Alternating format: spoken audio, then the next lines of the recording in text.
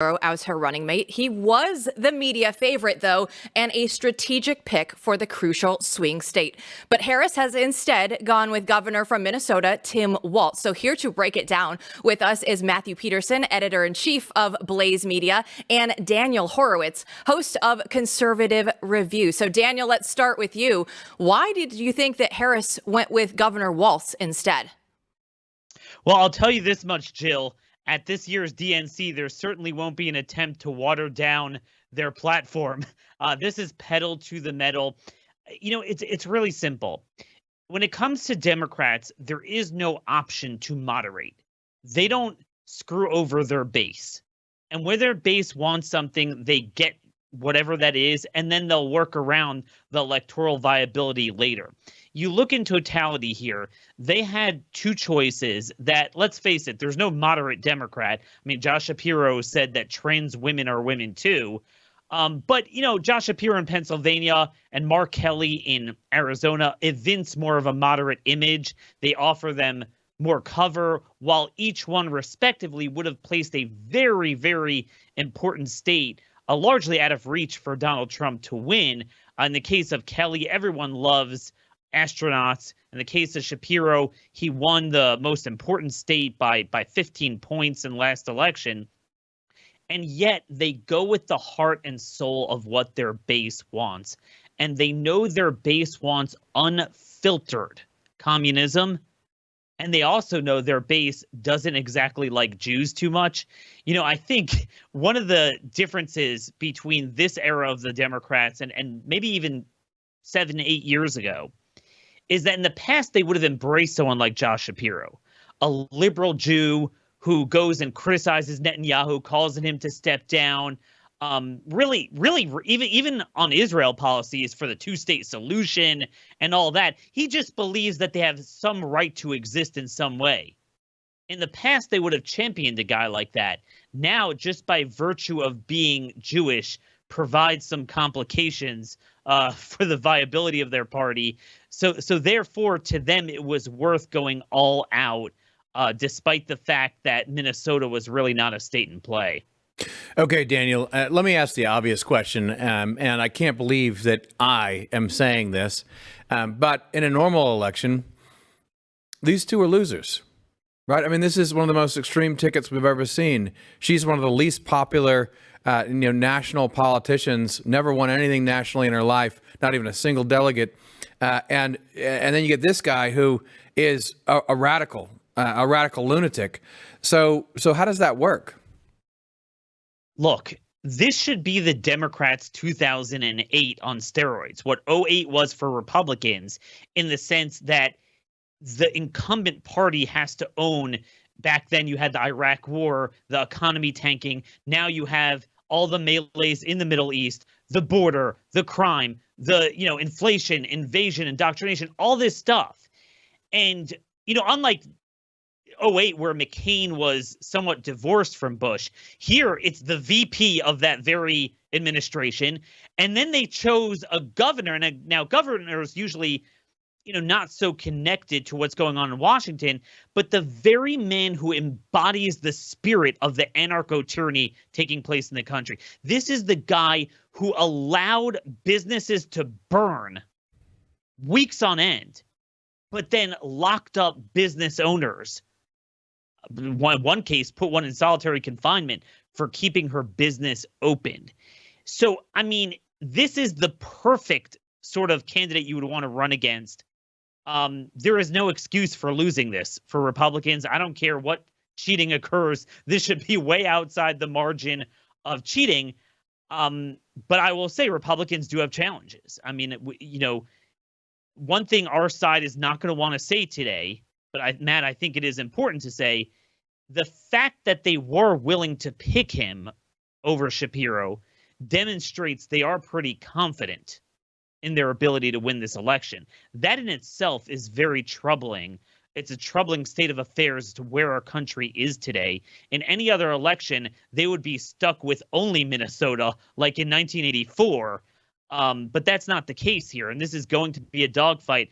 Look, if it's about the issues, if it's about accentuating the anarcho-tyranny of Harris and Walz, San Francisco and Minneapolis anarcho-tyranny versus middle America ordered liberty, they'll win. If it's about personalities, I think we know how this is going to end.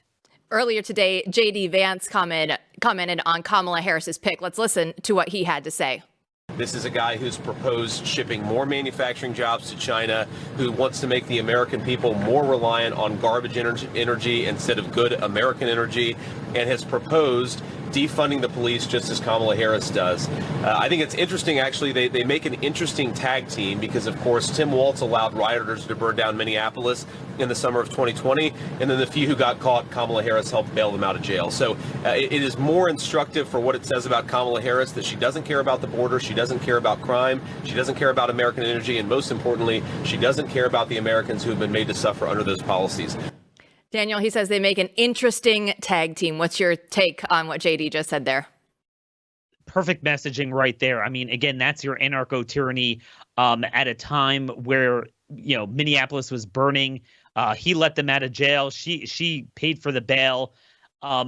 Garbage energy is a really good one. Walz signed a bill banning all workable energy and all normal cars in the state by 2040. So I think the contrast between do you want California and BLM riots or do you want middle America is perfect. Now, look, I had no doubt that JD would be on message.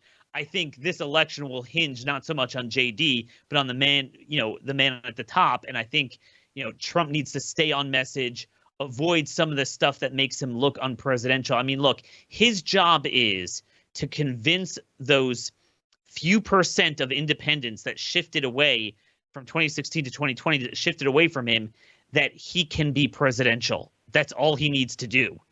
If he does that, then every second you could remind the voters of the radicalism of this tag team. And I think it's perfect messaging. Daniel, I want to switch gears with you now because you wear so many hats, and you wrote a piece at theblaze.com arguing that the bird flu is going to be the new COVID. So what do we need to know? Sure. I mean, we always knew they were going to do this again because they were never punished. No one was held accountable, and no legal authorities that were used to foist the tyranny, the genocide, the blocking the good treatments and mandating dangerous treatments. None of that was taken away. So you have all the ingredients here. Suddenly, HHS Secretary Javier Becerra last week announces he's declaring a public health emergency. That triggers the PrEP Act, which makes them immune from not just vaccines, but really any action taken, to protect pharmaceutical or non-pharmaceutical interventions. Suddenly we hear about bird flu. There's this strain that they're saying is really dangerous and could kill a lot of people. They're slaughtering a lot of birds. And suddenly we see what we expected to see, a bunch of mRNA vaccines magically appearing almost as if they knew it, just like in 2020. How does that always happen? Cure before the ailment. And here's the deal. Bird flu has been around for, a number of decades. It kills a few people every decade. It's a zoonotic virus that rarely jumps from chickens to humans. It has happened. It does happen. Generally, it just manifests as pink eye. So one of two things is true. Either they are lying to panic people to grift more with vaccines, and CSL now has, University of Pennsylvania has, Moderna has a $175 million contract for mRNA vaccine that they have ready to go, or if this really is different and somehow it is more communicable to human beings and more pathogenic, then they know something we don't know. And, Peter McCullough, Dr. McCullough, and several others had a very interesting preprint analyzing a USDA facility in Athens, Georgia, that they believe this spring is where that gain of function must have escaped. They are working on that, and it underscores the fact that we still need to ban gain of function in the red states. We did it in Florida. It needs to be banned in places like Georgia. They're working on this. I mean, again, and gain of function research is vaccine research. That's exactly what it is. So that's why side by side with the emergence of these sudden strains of viruses are the vaccines. All right, quickly, final question for you. Is a side effect of bird flu also going to be mail-in voting? Look, it always seems to be every 4 years in a presidential year. We always knew this would be coming. They already have that. I think this time it might be internet voting. We will be watching. And thanks so much for all of the updates, Daniel. We look forward to having you back on the show. See you later. Take care. We'll show you what happens if Walz transforms America like he did with Minnesota, coming up next.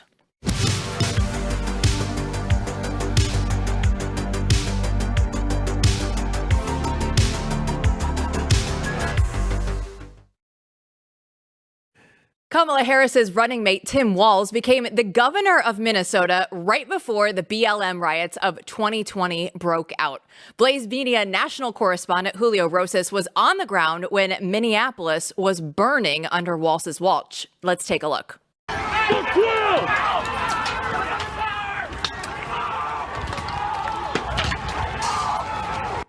Julio Rosas is in studio with us right now. So just watching some of that, take us back to that time. What was it like to be on the ground in Minnesota in 2020?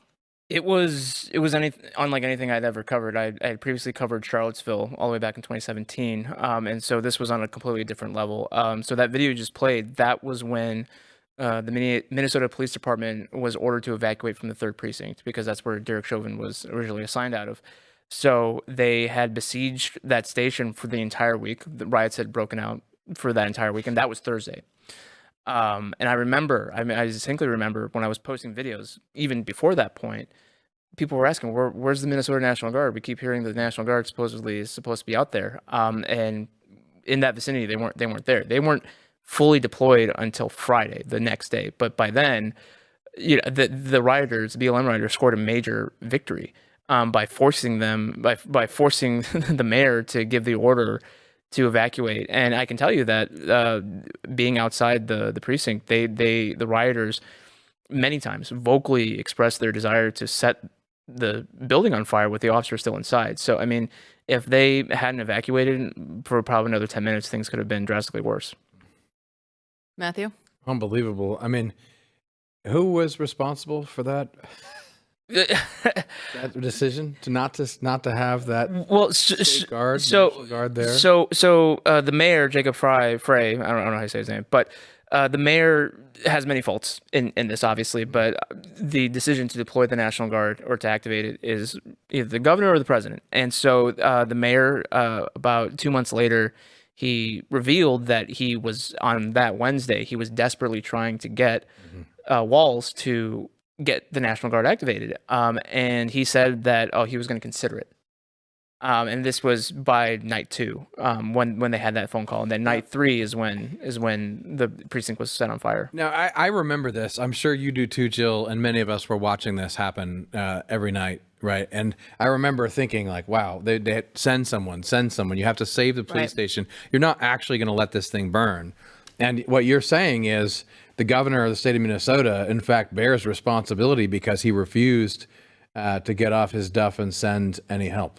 Yeah, and I've talked to members of MPD who did defend the 3rd Precinct for days, and they said that there were many mistakes made in the defense plans for the station, but they were starting to gain a foothold. They were starting to open up their supply lines. They needed the manpower.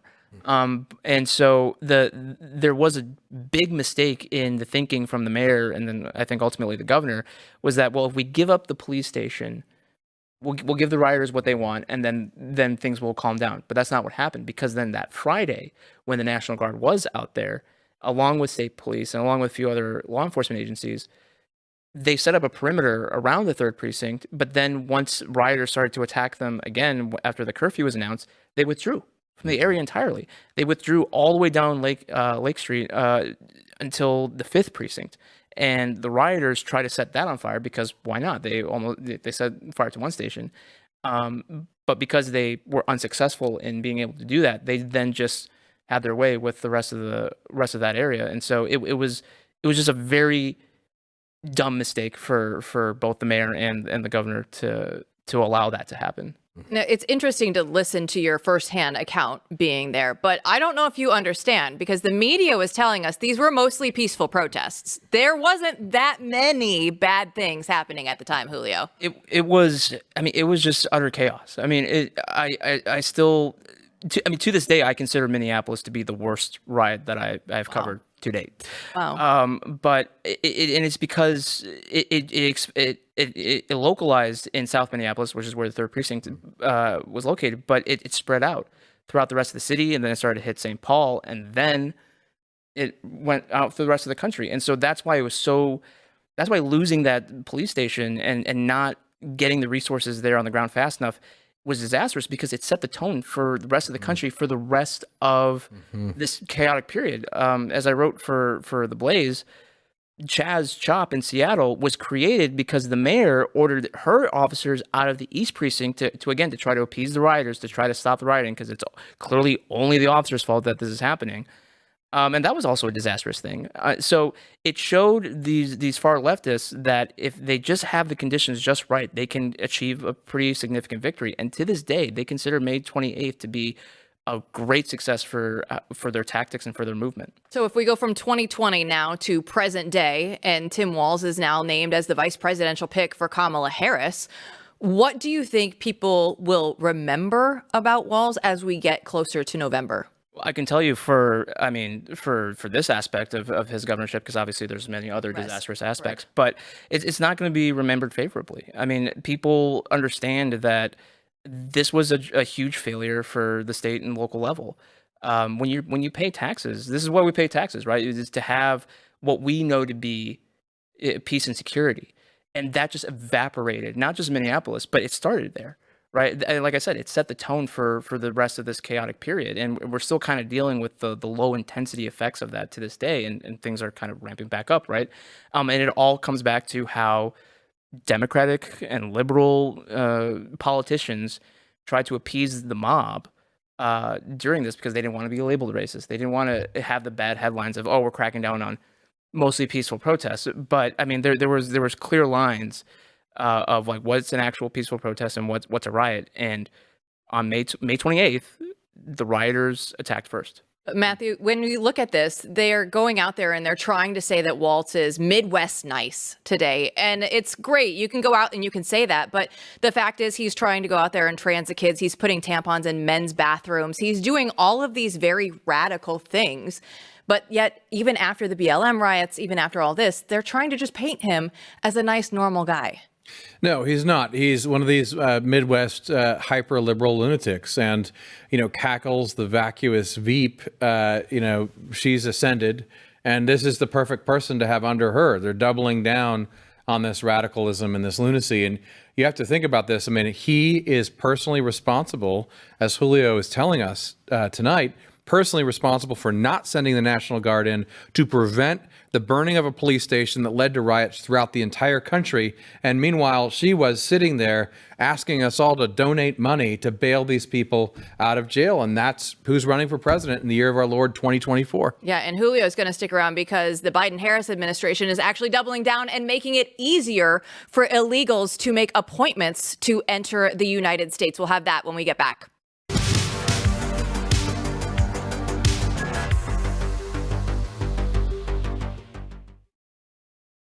On Saturday, the Biden-Harris administration announced its plans to expand the area in Mexico where foreign nationals can schedule an online appointment to make asylum claims before they even reach the southern border. Now, this typically allows them to be released into the United States after surrendering to Border Patrol, but they remain there for years as the court vets their asylum claims. But Matthew, it's interesting to me because we see the executive order that Joe Biden has put out, and he was trying to say, hey, we can crack down on some of this illegal immigration, but his actions and his words seem to be two very different things. Yeah, Jill, we live in a society in which words are no longer connected to reality. They're completely untethered from reality. So the sorts of things that you hear people say, it's disconcerting for any normal person. They say this over and over again, and they're the administration that has let millions and millions and millions of people, we don't even really know how many, I mean, well over 10 million people come into the country. So they have no intention of actually cracking down. This is pure make-believe fairy tale mantras, nothing to do with reality. And Julio, you've been to the southern border several times. You have that firsthand experience. So what is it like when you're down there? Well, so I mean, before it was crazy because when this all kicked off in 2021, it was, for me, it was mind blowing to see 264 illegal immigrants cross over the span of 4 hours. Fast forward a couple years, we then were able to see 1,000 people cross at one time in broad daylight. I mean, that shows how just dramatic what we usually have as a stereotype for people who are crossing illegally pre-Biden administration has just completely turned over on its head. And so with this new expansion, I mean that's all the Biden administration has been trying to do since day one.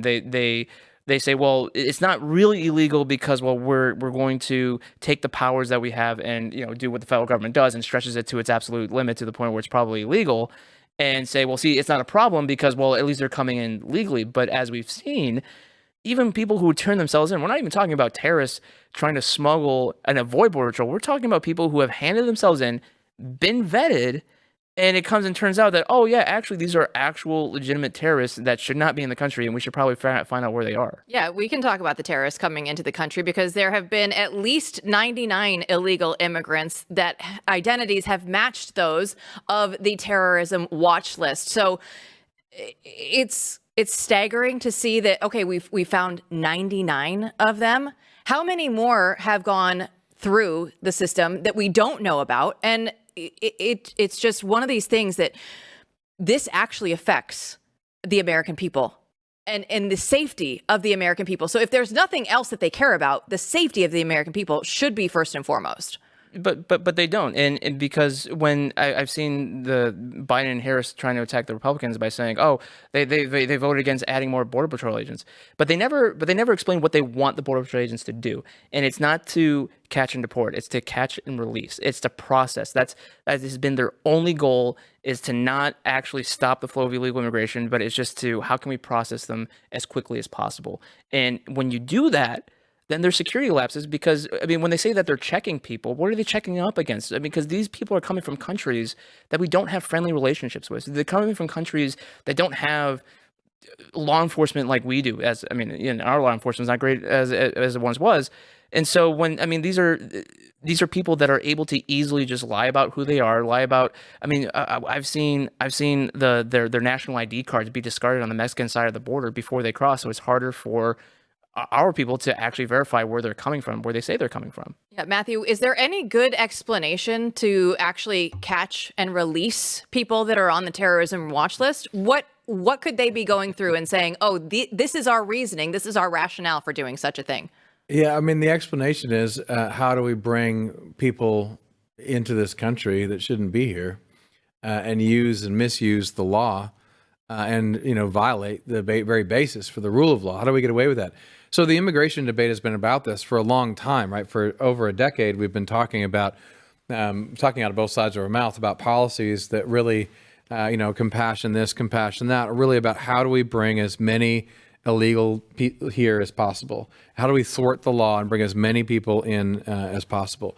And I'm curious your thoughts, Julio, having done all the work you've done in this area. What's astounding is that most people are against this. I mean, most people are sane and most people are not for open borders. They realize a country has a border. What's your take on why it just keeps happening anyway? Well, just because, it's typical DC. They do not care how it impacts the rest of the country. And because there's all the money that's involved. I mean, when it comes to the NGOs, and it's crazy when you think about it. But even more than that, what I think is not talked about enough is because when people, I see it all the time when you see Latinos who say, "Hey, I'm against this," and then you see Democrats saying, "Well, how could you say such a thing? A Republican Latino, how could you be?" It's like, well, first off, with immigration, how it used to be. people didn't used to get hotels and air tickets and free bus rides and to get taken care of all the way up through Latin America into the United States and afterwards. And they say the hotel prices in New York are going way up because they have all of the illegals that are there basically living in the hotel right now. Yeah, so I mean, the hotel industry has no incentive for this to stop because they're at full capacity for the past 3 years. I mean, that's millions of dollars that's guaranteed. So I just unfortunately the money corrupts not just Latin American countries but our own in this regard as well. So it's just crazy to see that this is going to continue to happen. And with the Biden Walz ticket now, it's guaranteed that should that win in November, this is going to be a huge issue moving forward. But even if let's say Trump and Vance get into this, is going to be a years-long issue. Just after these four, this is going to be a years-long issue because one of the things that we're not talking about is the children who are being born in the United States from people who came in from the past 3 years. We're going to have a new generation of DACA, essentially. And we haven't even figured out what we were doing with the first generation. I mean, that's still being litigated and debated over. So this is going to be an issue that's going to let for well over 20 years. And that's if it stops after November. Are there any quick wins when it comes to the border? No. And I'm not saying that to just be funny. Like there's almost no win on that because just the human trafficking, the sex trafficking, the kids that are being abused along the way, and the huge number of deaths that have happened because they've been incentivized to come over now. I mean, I guess I rescued my dog because I happen to be reporting. I guess that's a personal win for me, but in the large scheme of things, no. This is terrible for the country. It's terrible for the people that are being taken advantage of because they're being incentivized more than ever to do it. So it's just a complete cluster all around. Yeah, Matthew, it feels like the border and the economy, to me, are going to be two of the major issues as we keep heading into this election cycle. Yeah, and it's interesting right now, if you're watching this, live, right now is the time where people are saying, well, the border, we're kind of over that. We're talking about other issues. We're not over that. No one's over that. No one's over 10 million people flooding in. And that's why you see it's not going to go away. Julio's going to be covering it for us, thankfully, here with us this year.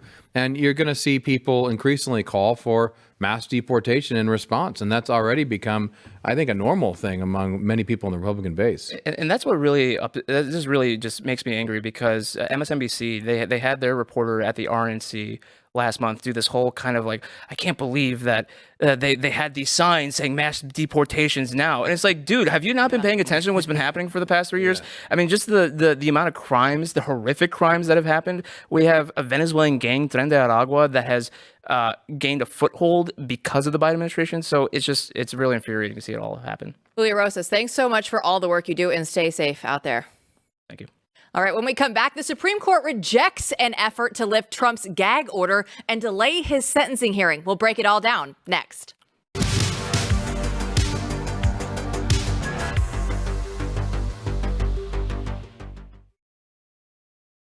Last month, Missouri Attorney General Andrew Bailey essentially sued the state of New York over the gag order that remains in place on Donald Trump, even after his conviction on all 34 counts related to the Stormy Daniels hush money trial. The Supreme Court declined Bailey's request to delay sentencing and lift the gag order. Now, here to discuss this is Josh Hammer, Newsweek senior editor at large. So, Josh, legally, help us break this down. What does this mean? Is this anything about this normal? Well, first of all, great to be with you, and congratulations on the new show. Very exciting stuff. So, look, I mean, nothing that we are seeing play out right now in this election cycle with all the lawfare is particularly normal. I mean, we are living in extraordinary times. We are living in times where we are told that it is somehow democratic, that it is somehow the quintessence of democracy to deprive someone from ballot access under a ludicrous insurrection clause theory, 14th Amendment, Section 3. We are told right now that it is the quintessence of democracy to to literally try to prosecute and toss your political opponent in jail. So no, to your question, we are not living in particularly normal or sane times at all. Quite to the contrary, it is extraordinarily abnormal. Amongst the most abnormal our domestic politics have been probably in at least a century and a half, maybe, if you want to go back to the Civil War or so. But on this specific lawsuit from Attorney General Andrew Bailey, I mean, I'm hardly surprised that the Supreme Court did not do anything here. You had Clarence Thomas and Samuel Alito, who basically said that they would agree to hear the case. They would not go ahead and immediately grant injunctive relief. They were not going to do anything and actually dictate to New York to strip a gag order or anything like that. You know, there's a major primary tonight in Missouri, actually, in this attorney general race between Andrew Bailey and someone who, full disclosure, is a good personal friend of mine, Will Scharf. And, you know, Will is in private practice a Trump attorney. And I say that for context because I think what you're seeing here is the attorney general of Missouri, Andrew Bailey, try to kind of out-Trump his primary opponent, who is in fact a private practice Trump lawyer. So there's some very kind of domestic internal Missouri politics going on here as well here. So overall, I'm not surprised at the way that this ended up resulting. I guess we'll see what happens in terms of further Trump lawfare, though. Josh, it's truly great to have you on for the first time, hopefully first of many. Well, let's talk about how typical it is to have a gag order in place after convictions. Well, it's not typical. I mean, nothing about what we're seeing right now is typical. I mean, first of all, you know, a gag order is really not supposed to be on a criminal defendant at all, except in the most extraordinary of circumstances whatsoever there. I mean, the gag order of anything, I mean, it would make more sense in most circumstances to really put it on the prosecutor, not on the criminal defendant there. And this is kind of part of a broader scheme that we've seen with the Democrat lawfare complex trying to invert the way that criminal law in this country and frankly in the Anglo-American tradition works. So, for example, you know, we've seen the special counsel Jack Smith, or I really should say the so-called special counsel, because per Judge Aileen Cannon and Justice Clarence Thomas, he's actually not a legit special counsel. So so-called special counsel Jack Smith has been making this argument for a while now that the government has a Sixth Amendment speedy trial clause right to wrap this thing up, meaning the Florida and D.C. federal probes, before the November election. I mean, like, dude, where were you in criminal law 101 your first year of law school? I mean, the Bill of Rights, by definition of being the Bill of Rights, is there to protect you from the government, not to protect the government from you. So it's totally inverted. It's totally backwards. This gag order in New York City, I think, fits into this broader paradigm. You know, again, nothing we're seeing here is normal. Really, what I am personally interested in seeing when it comes to the Donald Trump hush money case, so to speak, in New York City, you know, from my perspective, Matt, there's a very, very good argument that whole thing should be tossed out in the aftermath of the Trump versus United States immunity ruling. Because what the court said there is that when it comes to the outer periphery of even allegedly, even disputably official conduct, the outer periphery of all such conduct, there is a rebuttable presumption that all of it is immune. Now, there was testimony during this trial from multiple former White House aides to Donald Trump, namely Hope Hicks and Madeleine Westerhout. It would seem to me that all of the evidence introduced from those two individuals that had anything to do with their communications with Donald Trump definitely fit this description. And it's really not good enough for Juan Merchan to say, okay, well, you know, even if you toss out that evidence, the balancing of equities or the weight of the evidence shows that he was guilty. That's not how it works. If you have a tainted evidentiary pool, you have to toss the whole thing out. That is ultimately why this thing got delayed, the sentencing, over 2 months back until September 18th. That's what Trump's lawyers are now arguing in the filings now pending before the court there. We'll see if Merchan acts. No one can kind of put a gun to his head and force him. The guy's a very anti-Trump judge, so I wouldn't kind of bet on it, to be honest with you. But if he was an intellectually honest person, I think that he would toss that at this point.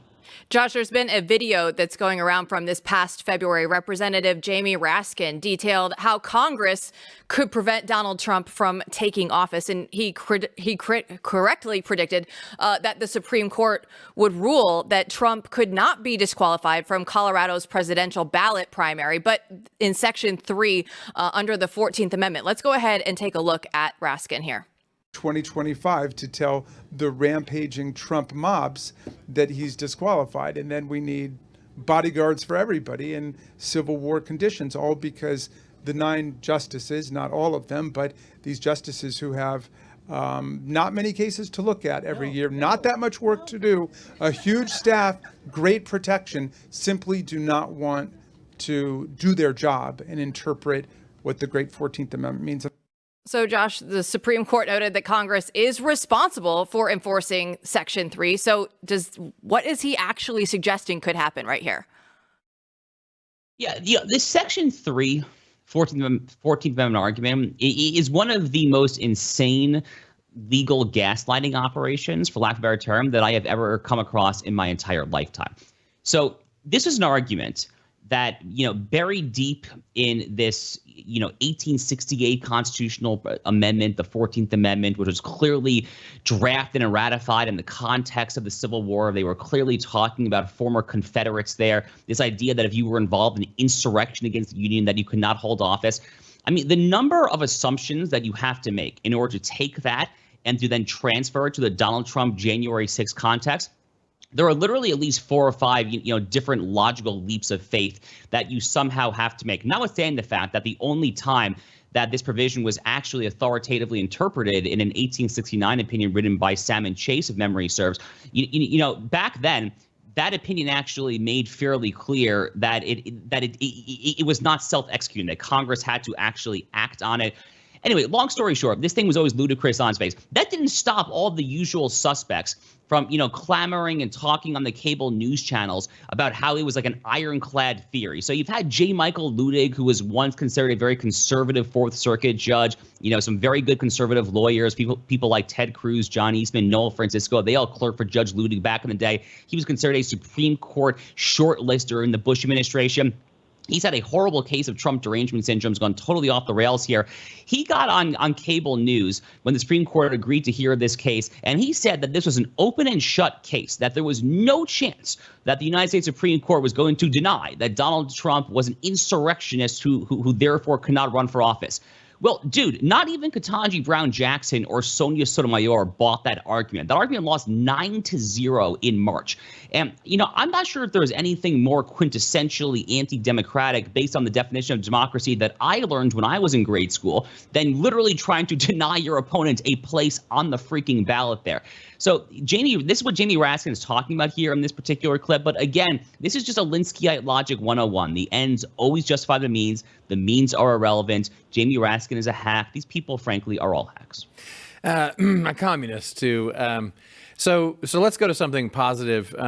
There is something positive going on. I find it very interesting. I'm really curious what you think.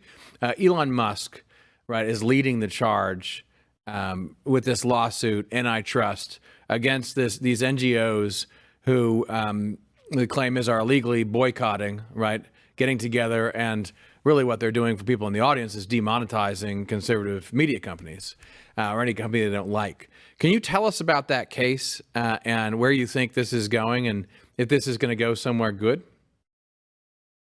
Well, look, I mean, I'm happy that lawsuits like this are being brought. I mean, I don't need to tell you guys, but I mean, there has been obviously a deeply concerted effort to strip conservative media of advertisers for many years now. Certainly Tucker Carlson when he was on Fox News. I mean, the advertisers left and right were trying to do that.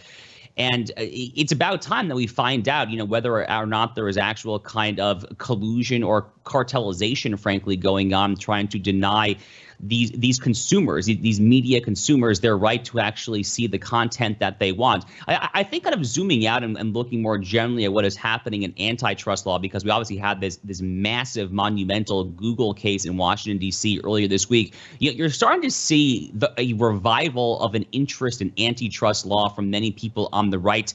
I've been beating this drums for frankly for many years now, and I'm very happy to see that many people on the right are starting to wake up to the importance of antitrust law. There was a period of time, Matt, and I know that you know this, back during the 1980s, during the 1990s, when laissez-faire fundamentalism and this idea that corporations can do no wrong really kind of reigns supreme on the right there. But really, we've seen the rise now of this sentiment, which recognizes properly that the corporate form, corporate governance, is ultimately subservient to we the people. It is we the people that are sovereign. And corporations, to kind of going back to the classical theory of the corporate form, they have their charter literally given them by the governance. And when the corporation then deviates from their mission, when they ultimately ultimately act in a way that redounds against the common good, not in line with the common good, they can have their actions curtailed, again, in the name of the common good. That kind of philosophically really was the idea of the Sherman Act and the Clayton Act, our foundational antitrust statutes. That's very much what's going on in this huge case in D.C. involving Google this week, finding that Google is a Sherman Act Section 2 monopoly there and all that entails. So it's kind of that broader purview of reviving antitrust law with Elon Musk as a very, very, very powerful and public-facing face of this new lawsuit you mentioned there. It gives me a lot of hope and a lot of cause for optimism, frankly, looking at the broader landscape. Josh Hammer, thanks so much for joining us. We really appreciate it. As Matthew said, the first of many, hopefully.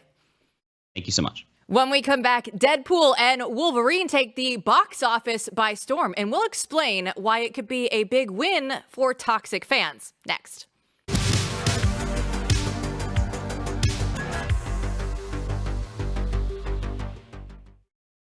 This week, the rated R film with the biggest box office in America is Deadpool and Wolverine. And here to break down this development in American pop culture is Black Garrett, BlazeTV host of Normal World, and Vince Salerno, BlazeTV news staff writer and filmmaker here in studio to break it all down. So Garrett, let's start with you. What did you think of the movie?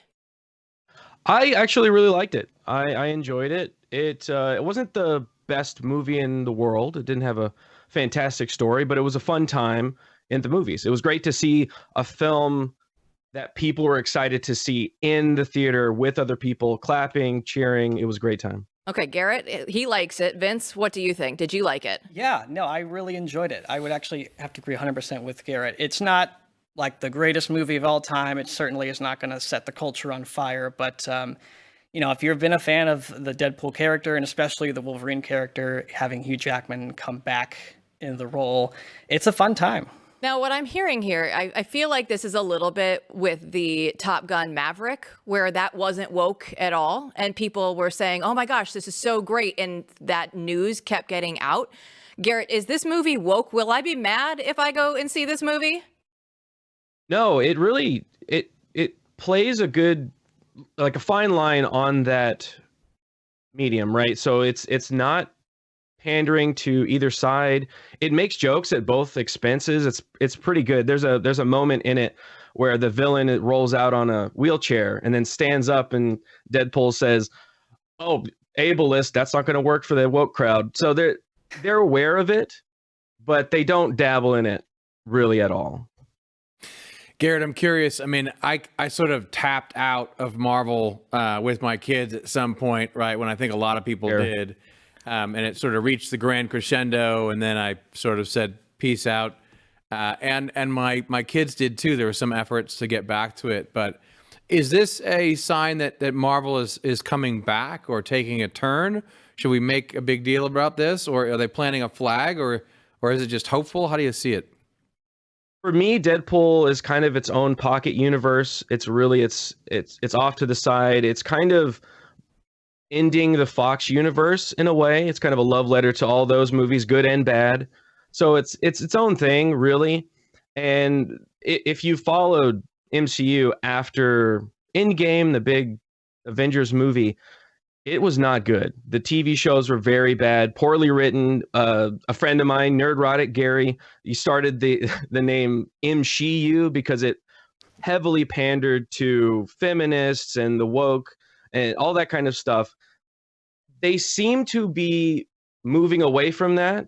We've gotten some rumors and direct confirmation from people inside Marvel that they are definitely moving away from pandering to the left, pandering to the woke crowd, because that didn't work. That crowd didn't show up to the theaters. It didn't show up to watch the TV shows that they produced. And those movies were just poorly made. So I think audiences clearly said, we don't want to watch those anymore. We want to watch fun, action-packed superhero movies again. Like, we don't want to be pandered to. We don't want to be preached to. We just want a good time. So there is talk of that kind of correcting itself internally. We'll see if it actually, play that tape through. Who knows? But there's signs that they are trying to fix things. That's not all of Disney, though, because Disney owns a million other things, and those things like Star Wars is full steam ahead on that front. So it's hard to see right now, but I'm kind of hopeful. See? Kind of hopeful, but there was an article on Blaze News with Blaze TV host James Pullis where he was saying that this movie is a crass Disney money grab. He said it was unoriginal, and he didn't like it because this is the first rated R film that has overtaken The Passion of the Christ at the box office. And he said that this is a sign of a bankrupt culture. Garrett, what do you think? I'm not as black-pilled as that. I think this is a fun action movie for the sake of being fun. It's not. It has no story. There's almost no plot to it. If you're going to a Deadpool movie expecting Schindler's List or something, it's not going to be that film. It's not going to be an Oscar bait film. It's just a very fun time. There's a bunch of problems plot-wise, but it's a fun time. I would encourage people, if you want to spend some time with your loved one, maybe, not kids, obviously it's rated R, but if you've got some buddies, if you want to spend some time with your dad, go take your dad to go watch this movie. It's a fun time, but it's not doom and gloom, I don't think. So Vince, is this movie then actually worthy of being the top box office movie for a rated R movie, in your opinion? I don't know if it really matters. I wasn't thinking about that when walking out of the theater. I thought I got my money's worth and I had a good time, which is such a rare thing when you're going to the movie theaters. I mean, I think a lot of studios are waking up to this, as Garrett pointed out. I mean, look at Inside Out 2. It's I believe the highest grossing animated movie of all time. That's in this year, when last year I believe Pixar put out one of its lowest grossing movies.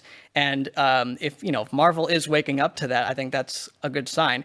I'm not really concerned about whether that, the cultural impact as far as like which R-rated movie should be at the top. I mean, it's money and it's numbers at the end of the day. Well, gentlemen, thanks so much for joining us and giving your latest on Deadpool and Wolverine. I didn't know that was going to happen today on Blaze News Tonight, but I'm glad that it did, Garrett and Vince. Thank you so much for having me on. Thank you. And Matt, I look at it and I just say, maybe people are just spending more money at the box office right now, because I definitely went to see Twisters, and, Vince was mentioning Inside Out 2, and everything is just, box office times. They're here again. Well, I should say, to read a review of this movie, you can read this guy also at The Blaze, along with James Pullis, who is critical of it. You absolutely can. Not. I think it's very simple. I think, as Garrett was saying, people crave just a movie. Regular, just give me a movie without preaching to me. And that's why they went to Twisters, and that's why they went to this one. That's it. That'll do it for us here on Blaze News Tonight. We'll be back tomorrow night with more.